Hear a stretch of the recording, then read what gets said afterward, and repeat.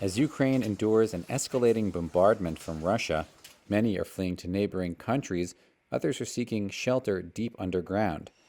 But Kirill Trenton is staying put to help protect those with nowhere to go, the animals at the Kyiv Zoo. I think 4 days ago there was a huge fight near the zoo, and there was an attempt to occupy the military unit. Tracer ammunition was flying all over the zoo.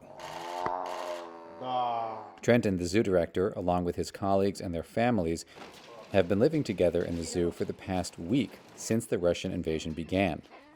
They call themselves a zoo military commune. It's stressful for animals, and in the morning after, we have to look if anybody was hurt. But there were no obvious signs of injuries, and no one dead. But birds were hurting themselves while hitting on cages. Trenton says the zoo houses 200 species and nearly 4,000 animals. All day we are working with animals, and at night we are hiding at shelters because there are attacks. While the residents of this zoo aren't going anywhere, others are getting out.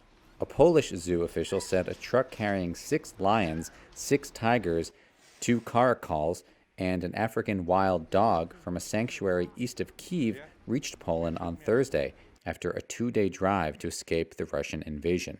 Pictures provided by Poland's Poznan Zoo showed workers caring for the animals as they waited to cross the border.